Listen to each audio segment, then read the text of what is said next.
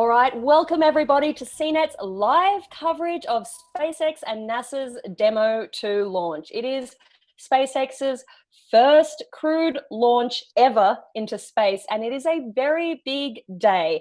We're very excited. It's also the first time that we've seen a US crewed launch from American soil since the shuttle era ended in 2011. So we've got a big day for SpaceX. We've got a big day for NASA's two astronauts, Doug Hurley and Bob Behnken. This is all happening in the middle of a pandemic. We're all recording from home. And down in Florida, where the launch is happening at the Kennedy Space Center, we are praying for good weather. Still touch and go, but keeping our fingers crossed because this launch is weather dependent. But if everything goes well, then we should see a blast off at 4:33 p.m.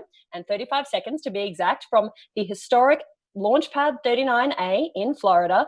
And of course, when we see that happen, we'll have a massive blast off, and I'm very excited to see it all. This is my first launch in America, and I've got a wonderful panel to share it with. So we have CNET's resident space reporter, Eric Mack, with us. Give us a wave, Eric. And we also have our producer extraordinaire, Stephen Beecham, who will be on the tweet, reading your tweets today and joining in the convo. Guys. And we also have our man behind the wires, Brian Van Gelder, who's running the whole show. He's keeping things going smoothly and switching for us. So thanks so much for joining us, guys. Now, be sure to tune in and tweet along. We're at CNET Live, hashtag CNET Live, and you can also join in on YouTube in the comments. So, Eric, I want to start with you. This is a huge day. I'm very excited. First space launch. Why is this day so significant? I mean, it's significant for many reasons, which I think we'll get into. I feel like perhaps the most immediate reason that it's significant is that we really need this right now. I mean, society is shut down on an unprecedented scale. These are probably the weirdest times, the most unusual times any of us have seen in a couple of generations, maybe since World War II. So to be able to break new ground and try something that actually moves humanity and especially America forward after what had been a few decades of inertia in human spaceflight, and doing it during a time when we're all just sort of in this weird social hibernation. I mean, this is the best day of 2020 so far. That's a really positive, good way to look at it. I like it. Stephen, tell me, you've got young kids yourself. This would be their first space launch that they're watching. This is exciting. Are you feeling personally really excited? I'm very excited for the space launch. My kids are very excited. They're going to come back and watch. Actually, all the other teachers did a whole lesson plan about the space launch today, which is really cool this morning over Zoom. But this is a big day because this is the launch of the commercial space age for NASA and SpaceX. So we're moving it into a totally different age of space travel. And it's really exciting. Wonderful. Well, yeah, it's weird for me. I've been to Kennedy. I was there for the Launch Abort 2 test last year. So that made it really real for me. But being from Australia, we don't really get the launches. So it's really a different atmosphere here, and it's super exciting. Obviously, this is a big day for Elon Musk. Everyone knows him as the figurehead of SpaceX. But we've only until now seen rocket tests and cargo missions into space. This is the first time we're actually seeing crew takeoff. So they'll take off atop the Falcon 9 rocket in the Crew Dragon space capsule. Now, we heard from Elon Musk earlier today. He was on CBS this morning talking about his nerves, talking about his anticipation for this big launch. It's obviously huge for him. Let's roll that clip, BVG, because I really loved hearing from him on launch day. Is there one thing that keeps you up at night about this launch? Not one thing. No. There's a lot of things. Because a million things have to go right. Yes. Thousands of things that can go wrong, and only one thing that can go right. Anything anyone can think of to improve the probability of success and make sure Bob and Doug are safely taken to the space station, that is the absolute priority. In fact, I've told the SpaceX team it is not simply the top priority, it is the only priority. How does that responsibility weigh on you? It weighs very heavily. That's really all I can think about right now. I really kind of have to mentally block it, because otherwise it would be emotionally impossible to deal with. It's that significant. Yes. I was asking them just a few hours ago, it's like, you guys feel good about this? Is there anything you want us to do?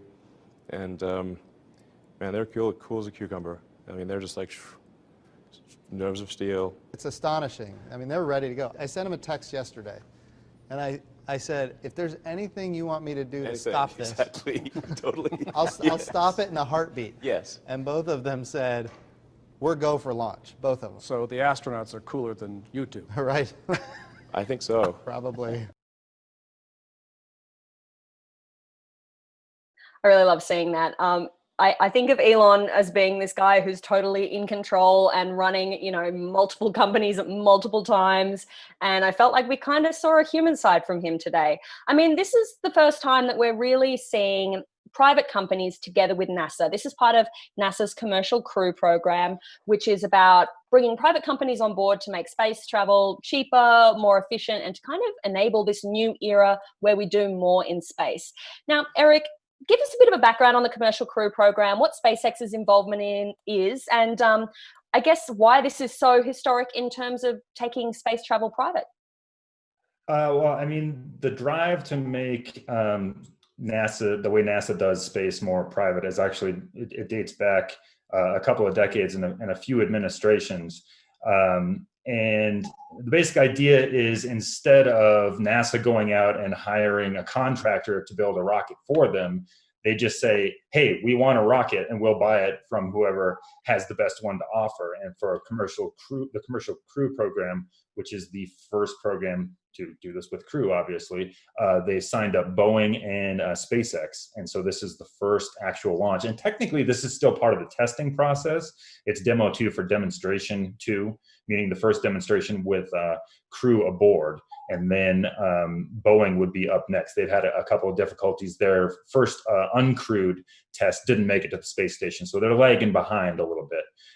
But it's following up on the commercial cargo program, which SpaceX was also involved in with their regular Cargo Dragon. So this has been going on for years, but it's by far the most significant part of the program so far. Significant day, that is. For sure. And so, Stephen, I'm interested. The last time we saw Doug Hurley and Bob Behnken fly was during the shuttle era. They've both got a couple of shuttle missions under their belt, but this is a totally new mission for them. What do you see as the main parallels between this first launch on US soil since 2011 and what we saw in the late 90s, early noughties of that kind of shuttle era of space travel?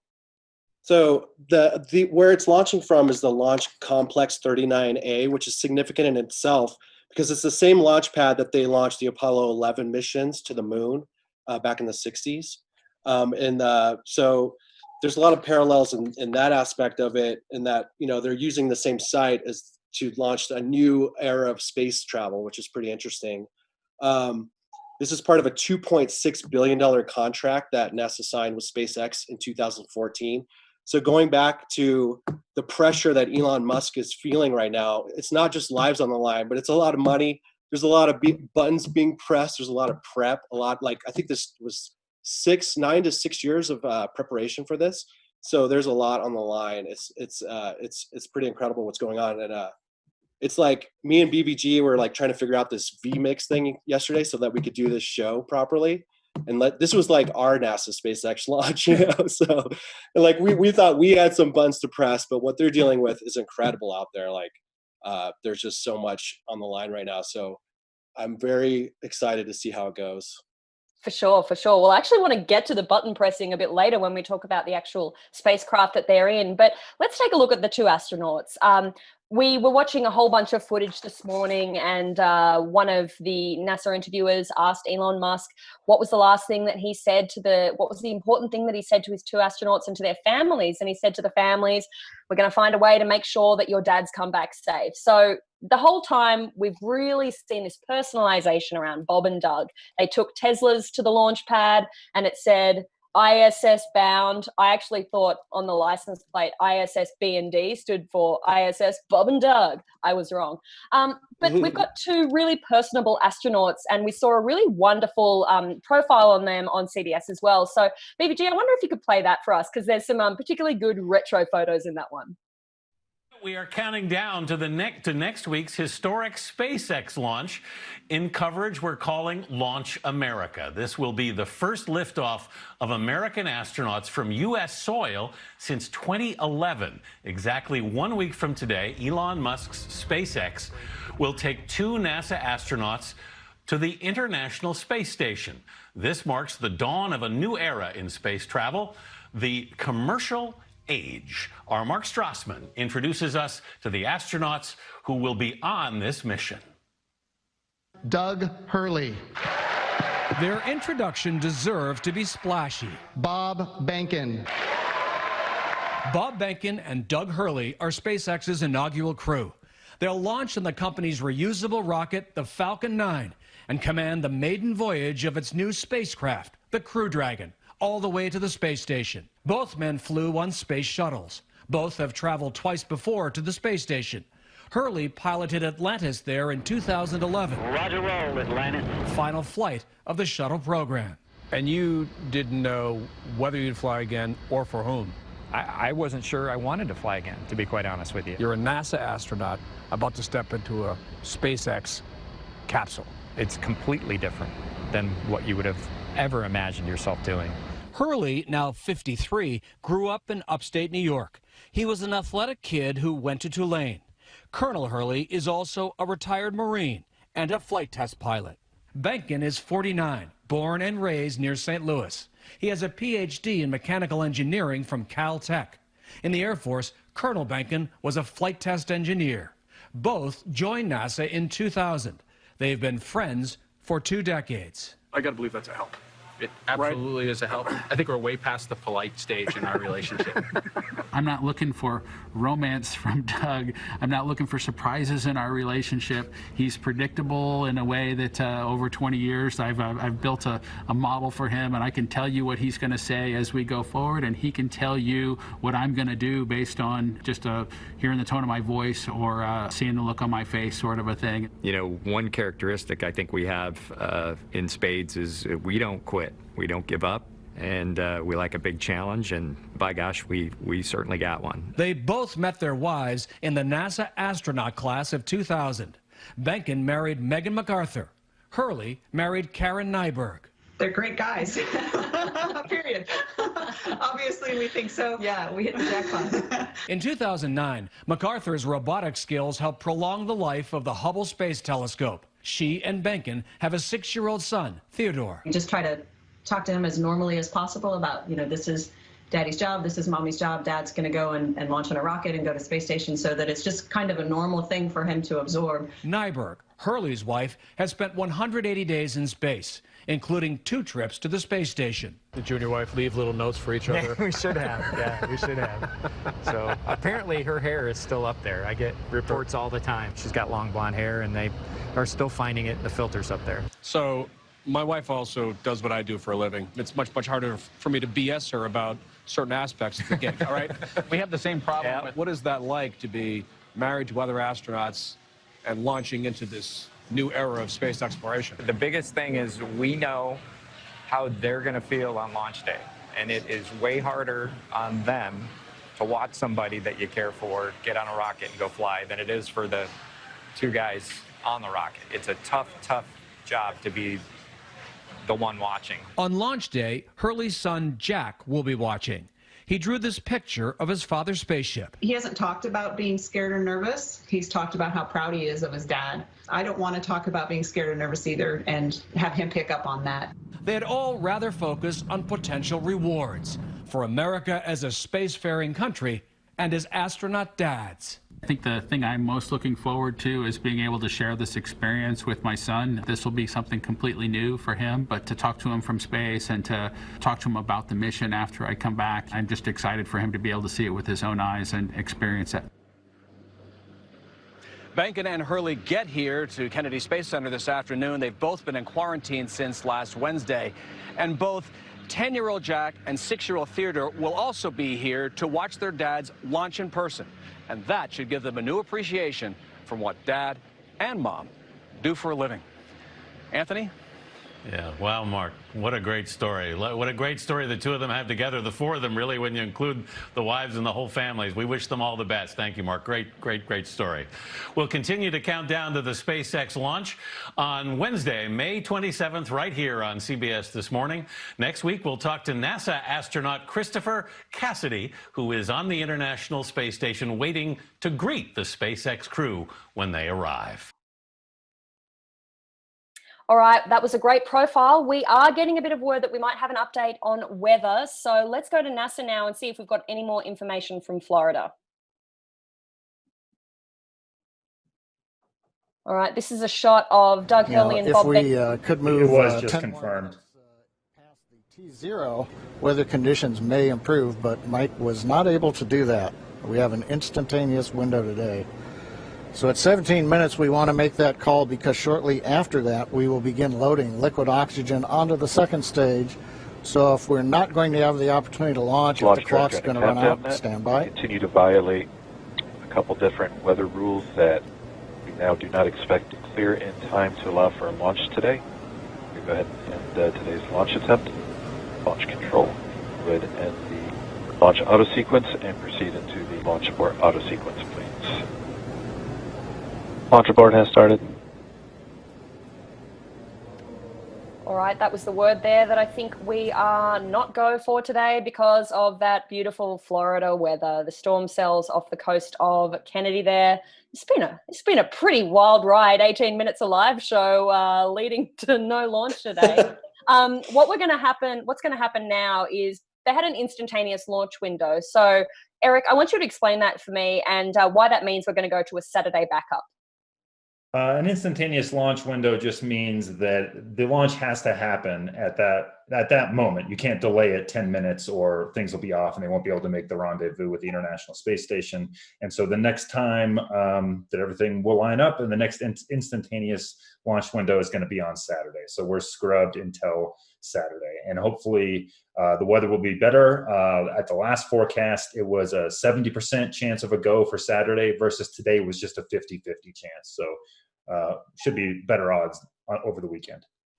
That's right, yeah. So, I mean, the actual act of getting into space, it only takes them about 9 minutes to get into orbit. And then from there, they have about an 18-hour flight to line up slowly and make sure that they're ready to get towards the space station because they're going at, around the Earth at 17,500 miles per hour. So you don't want to crash into the ISS. So that instantaneous window is obviously very important. So that means coming back on Saturday, I think that the launch time that we tentatively have is 3:22 p.m. Eastern on Saturday. And then if that doesn't work, that there's a backup date on Sunday that could be available.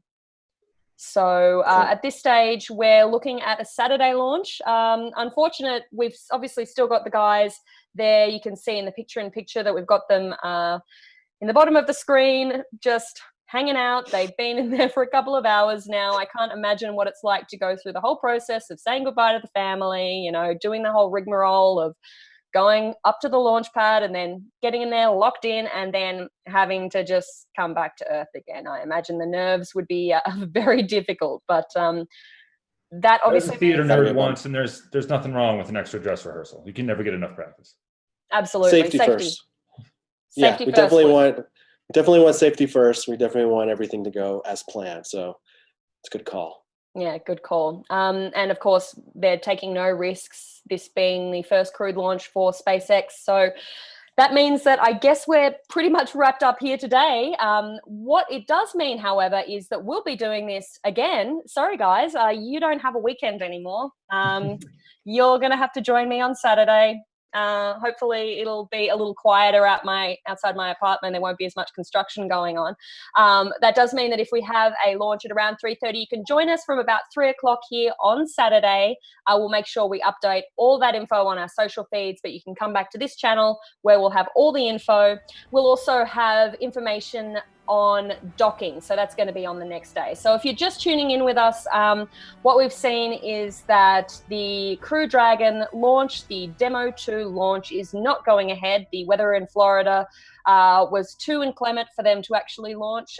They were looking at weather not only over the Kennedy Space Center, but they're looking at the surrounding weather, because obviously once you get a rocket up in the sky, it's moving very quickly, goes through a lot of weather cells. So that's been a cancellation on today. They're aborting, and Doug Hurley and Bob Behnken will come out of the Crew Dragon and get ready to do it all again on Saturday. It means they'll launch from the Kennedy Space Center at 3:22 Eastern Time on Saturday. They'll launch, if all goes to plan, fingers crossed once again that the weather is going to be better, and we hear it will be, that they will launch into space and then they will dock with the International Space Station on Sunday morning. Great. So Saturday afternoon, guys, and Sunday morning. Hope you didn't have any plans. Hope you weren't planning to go to Disneyland this weekend, but you'll be able to join it all here. So thanks for joining us, guys. Apologies we didn't get to see the real fun today, but I'm really glad that we're able to, I mean, it was a test run for us, right? Doing this whole Zoom situation from home. It worked. Everything worked as planned on our end. That's the most important thing, I think. All right, guys, thanks so much for tuning in. Remember to stick to CNET, stick to CNET's YouTube channel on the weekend for everything you'll be able to see. We've got interviews with astronauts. We've got all the profiles and information you need. We're going to take a closer look at what's actually in the Crew Dragon space capsule and why it is so different to all the knobs and hand joysticks and wires that we saw in the shuttle era. So we'll have all that info for you on launch day, on Saturday. And once again, stay tuned to our social channels to see if there are any updates. We'll have more information for you there. Thanks so much for tuning in, guys. It was a quick one, but it was fun. All right, see you later.